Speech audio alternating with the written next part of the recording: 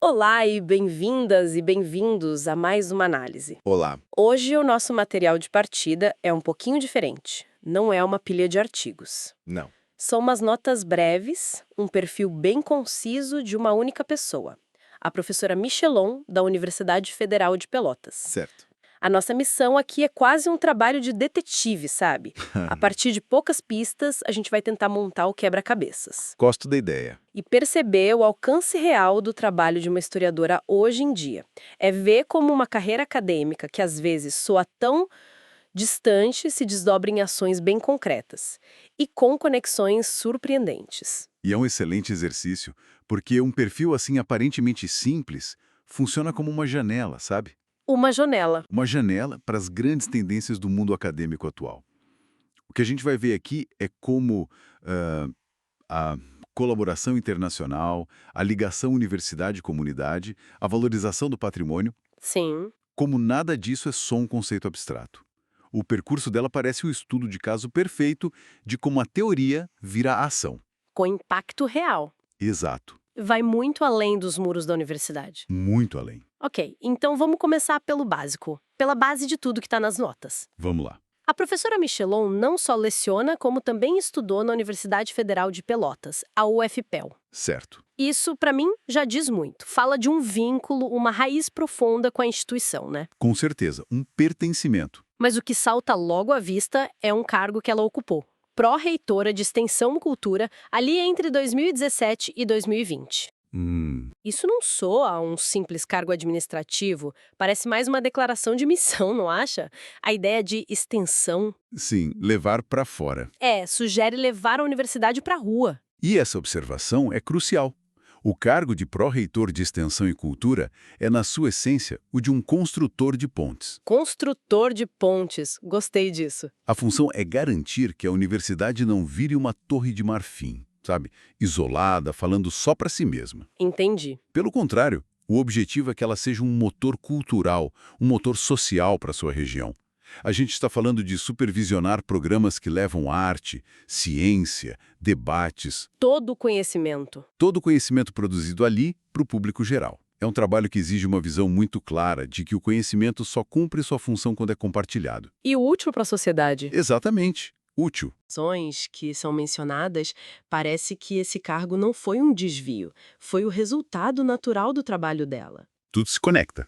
As notas falam da criação de uma fototeca, de uma rede de museus e da coordenação de um projeto chamado Coordenação de Patrimônio Cultural e Comunidade. Certo. O que me impressiona é a solidez disso. Não são projetos passageiros, são estruturas, uma fototeca, uma rede. São coisas feitas para durar. Exato.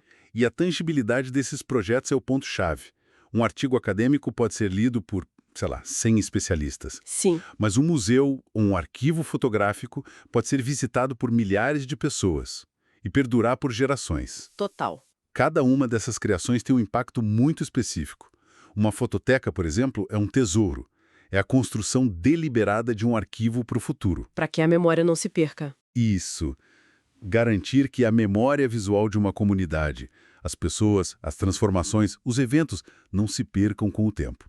E a rede de museus, isso me soa a uma estratégia muito inteligente É uma estratégia brilhante. e colaborativa. Muitas cidades têm pequenos museus que lutam sozinhos por recursos, por visibilidade. Verdade. Ao criar uma rede, você está dizendo, vamos trabalhar juntos. Soma de forças. Permite compartilhar exposições, conhecimento técnico, estratégias de divulgação.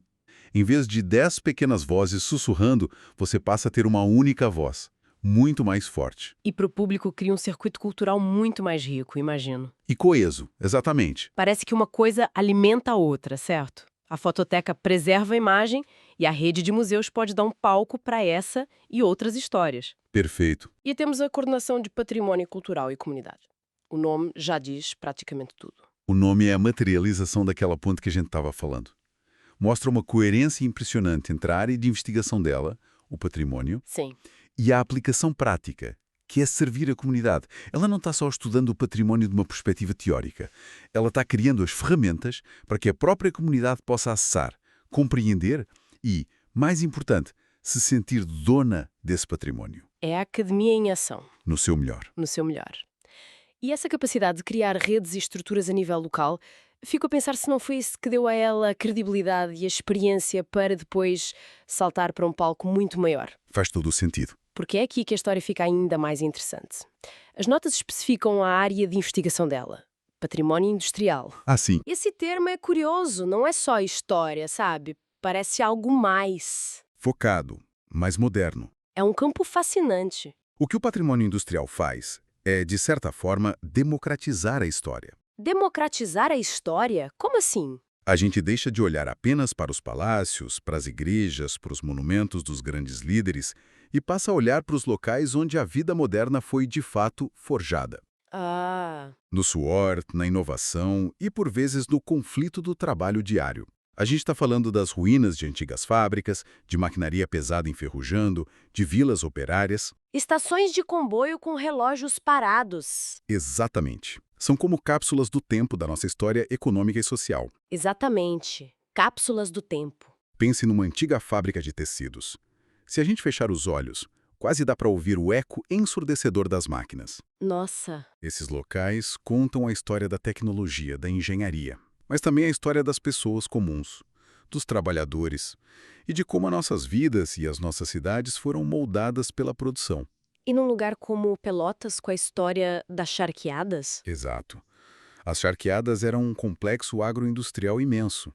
Então, esse campo de estudo lá tem uma relevância brutal. Mas aqui surge uma questão.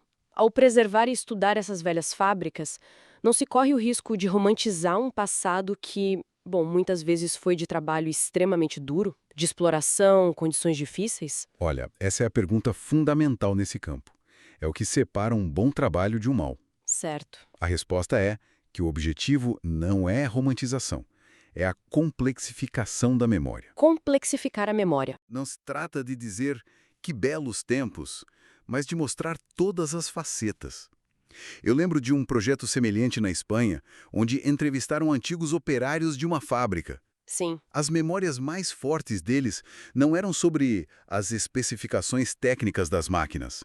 Eram sobre as amizades forjadas no chão de fábrica, as greves por melhores condições, o barulho constante, a camaradagem. A dimensão humana. Essa dimensão humana, com todas suas luzes e sombras, que um projeto bem feito consegue capturar. E isso se liga perfeitamente ao nome do projeto que as notas destacam. Fábrica de Memórias. O nome é genial. Não é história da fábrica, mas sim fábrica de memórias. O foco total na experiência humana nessas histórias que você mencionou. E o que é realmente impressionante nesse projeto é a sua escala. As notas listam os parceiros. Sim, eu vi. Investigadores de Málaga e Sevilha, na Espanha, Uau! de Évora e Tomar, em Portugal, e colegas do Uruguai, além do Brasil. É uma rede enorme. Isso nos diz algo muito importante.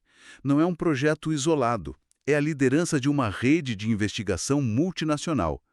O estudo do patrimônio industrial virou um diálogo global. Mas o que se ganha com isso? Por que é importante um investigador em Pelotas falar com um em Sevilha sobre fábricas antigas? Ganha-se perspectiva. Permite fazer estudos comparativos. Ah, entendi. Por exemplo, como é que o processo de desindustrialização afetou uma comunidade têxtil em Portugal em comparação com uma no Brasil? Que estratégias de preservação funcionaram lá que podem ser adaptadas? Exatamente. Que estratégias de reconversão de edifícios funcionaram na Espanha que podem ser adaptadas para o Uruguai? De repente, um problema que parecia só local, Revela-se um fenômeno global. com desafios e soluções compartilhadas. Essa rede transforma uma investigação focada numa região num debate internacional. Isso enriquece imensamente o trabalho de todo mundo. Então, se a gente juntar todas as peças, o que estamos vendo aqui não é uma carreira com duas metades separadas, uma local e outra global. Não mesmo. Parece mais uma espiral, onde o trabalho local, de criar redes de museus e arquivos, informa e fortalece a posição dela no palco global. E vice-versa. E, por sua vez, o que ela aprende nessa rede global pode ser aplicado para enriquecer o trabalho na sua própria comunidade. É a leitura perfeita. Se a gente tivesse de destilar a essência do que estas notas nos mostram sobre a professora Michelon, eu diria que ela personifica o modelo do académico do século XXI. O modelo? Podemos ver três pilares muito claros. O primeiro é esse enraizamento local. O compromisso com a sua cidade. Exato.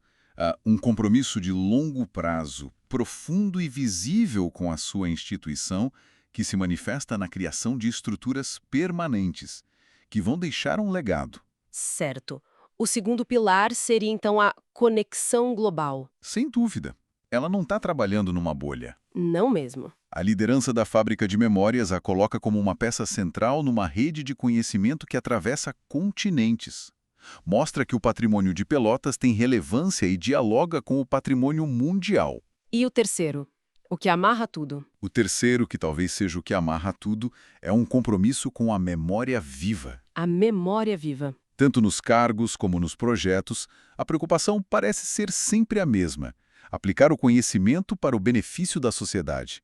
O objetivo final não é só estudar o patrimônio como um objeto morto do passado, mas transformá-lo numa fonte ativa. Exato. Uma fonte ativa de identidade, de conhecimento e de reflexão para a comunidade no presente. Ela está, no fundo, garantindo que as histórias não morram com os edifícios. É uma conclusão muito poderosa. A gente partiu de um perfil que caberia num parágrafo pequeno. Pois é. E encontramos uma carreira incrivelmente coerente e impactante, dedicada a construir pontes. Pontes entre o passado e o presente. Ou preservar a memória industrial. Pontes entre a universidade e a comunidade, através de projetos que tornam a cultura acessível. E pontes entre nações, através da colaboração académica. Sem dúvida. E sabe que isso deixou uma reflexão final. Uma pergunta para quem nos ouve. Qual? Como é que a história da indústria e do trabalho é ou não é preservada na sua comunidade?